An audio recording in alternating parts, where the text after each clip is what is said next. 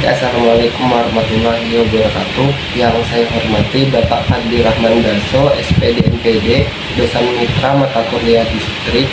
Sebelumnya, perkenalkan, nama saya Muhammad Reza Hairuddin dengan NIM 24020950009. Tujuan untuk membuat video kesimpulan dan contoh dari materi teori himpunan.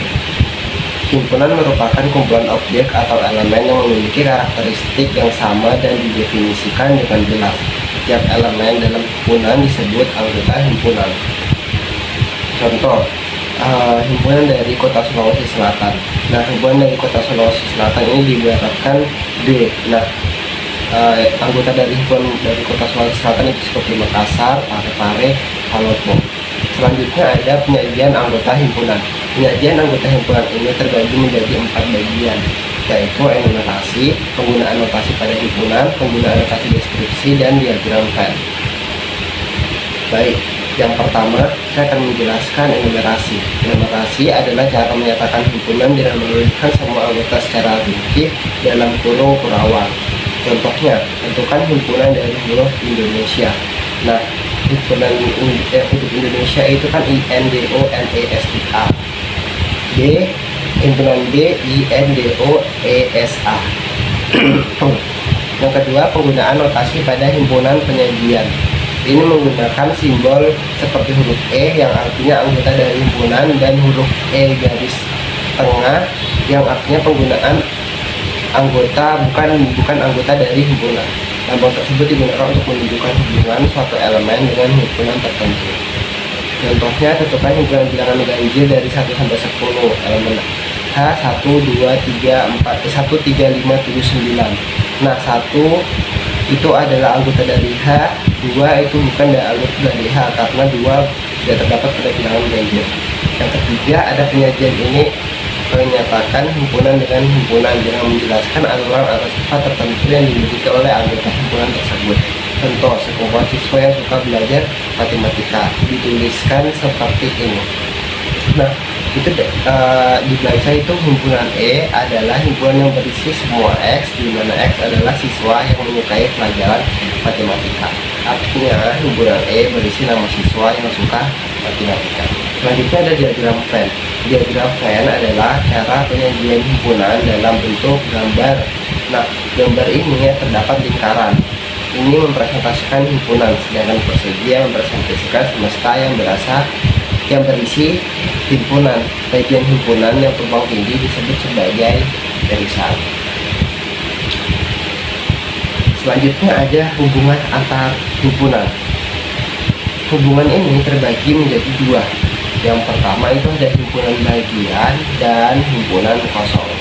Himpunan bagian itu ada subset. Himpunan bagian itu subset. Misalnya himpunan A disebut himpunan bagian dari B, itu seperti lambangnya itu seperti huruf C. Jika setiap anggota himpunan A juga merupakan anggota himpunan B, maka bisa dikatakan dengan anggota subset. Selanjutnya ada himpunan kosong. Nah, himpunan kosong ini disebut empty set. Itu biasanya lambangnya itu seperti 0, tapi ada garis tengah di tengahnya. Himpunan kosong adalah himpunan yang tidak memiliki anggota sama sekali. Contohnya himpunan bilangan genap antara 1 dan 2. Nah, himpunan genap antara 1 dan 2 apa? Itu tidak ada, jadi dinyatakan dengan himpunan kosong karena 1 dan 2 itu kan tidak ada angka lagi. Operasi pada himpunan terbagi menjadi 3, yaitu irisan, gabungan, dan selisih. Irisan ini digambarkan seperti huruf N. Himpunan yang sama di kedua himpunan. Irisan antara dua himpunan A dan B adalah himpunan berisi anggota yang terdapat di kedua himpunan. Contoh, himpunan A 1, 2, 3, 4, 5, himpunan B 3, 4, 5, 6. Jadi himpunan A dan B itu irisannya 3 dan 4 karena sama-sama terdapat pada himpunan A dan himpunan B. Yang kedua ada gabungan. Nah, gabungan ini biasa dilambangkan seperti huruf U. Gabungan dua himpunan A dan B adalah himpunan yang berisi semua anggota dari kedua himpunan tanpa pengulangan. Contoh, himpunan A 1, 2, 3, 4, himpunan B 3, 4, 5, 6. himpunan A dan B 1, 2, 3, 4, 5. 6. Menggunakan semua elemen dari A dan B. Makanya bisa dikatakan himpunan tersebut adalah himpunan bagian. Yang ketiga, ada selisih. Nah, anggota yang ada di satu himpunan tapi tidak di himpunan lain. Selisih antara dua himpunan A dan B adalah himpunan yang berisi anggota A yang tidak ada di B. Contoh, himpunan A 1, 2, 3, 4, himpunan B 3, 4, 5, 6. Himpunan A dan B 1, 2, karena 1 dan 2 hanya ada di A, tidak di B. B selisih B ke A 5, 6, karena 5 dan 6 hanya ada di B namun tidak ada di A. Materi yang terakhir adalah himpunan finite dan infinite. Himpunan dapat dikategorikan menjadi himpunan berhingga finite set jika jumlah elemennya terbatas, dan himpunan tak terhingga infinite set jika jumlah elemennya tidak terbatas. Contoh dari himpunan finite sendiri adalah himpunan bilangan ganjil pertama 1 sampai 5, 1, 3, 5. Himpunan bilangan genap lebih dari 2, 4, 6, 8, 10. Itu dinamakan himpunan infinite karena dari katanya saja sudah disebutkan bahwasanya, karena dikatakan dari katanya saja itu, contohnya itu himpunan bilangan genap lebih dari 2, tidak ada hingga, berbalik dengan contoh soal yang pertama. Contoh soal yang pertama itu kan himpunan finite, di mana himpunan finite itu himpunan bilangan ganjil pertama 1 sampai 5, 1, 3, 5. Nah, itu kita sudah mengetahui bahwasanya himpunan ini adalah himpunan finite, himpunan terbatas karena ada sampai. Sedangkan contoh yang kedua adalah himpunan infinite, di mana himpunan infinite ini kan himpunan tidak terbatas. Contohnya itu himpunan bilangan genap lebih dari 2 namun tidak ada batasan. Jadi bisa dituliskan itu 4, 6, 8, 10, 12 titik-titik yang artinya itu tidak terhingga, tidak ada batasan. Selanjutnya ada materi sifat-sifat operasi himpunan. Sifat-sifat operasi himpunan dibagi menjadi 3 bagian. Yang pertama sifat komunikatif, pertukaran urutan. Nah, menyatakan bahwa urutan himpunan dalam operasi gabungan atau irisan tidak mempengaruhi hasilnya. Contoh, misalkan himpunan A 246, himpunan B 624. Karena elemen dalam A dan B sama, maka A sama dengan B dan B sama dengan A.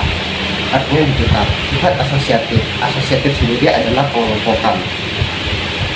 Mengelompokkan himpunan dalam operasi gabungan atau irisan tidak mempengaruhi hasilnya. Contohnya, misalkan himpunan A 1, 2, himpunan B 2, 3, himpunan C 3, 4. Maka himpunan A dan B digabung dengan C sama dengan 1, 2, 3 dan 3, 4 sama dengan 1, 2, 3, 4. Terus yang terakhir itu ada namanya sifat identitas. Sifat identitas sendiri adalah himpunan yang tidak mengubah hasil. Sifat identitas menyatakan bahwa jika suatu himpunan digabungkan atau diiris dengan himpunan kosong, hasilnya tetap himpunan awal. Contohnya, misalkan himpunan A 1, 2, 3, himpunan semesta 1, 2, 3, 4, 5. Himpunan semesta, maka himpunan A dan semesta sama dengan A 1, 2, 3 karena tidak mempengaruhi hasilnya. Nah, itulah tadi penjelasan mengenai kesimpulan teori himpunan yang sudah dijelaskan oleh kelompok 4. Jika ada kekurangan dalam penjelasan saya, mohon dimaafkan. Wassalamualaikum.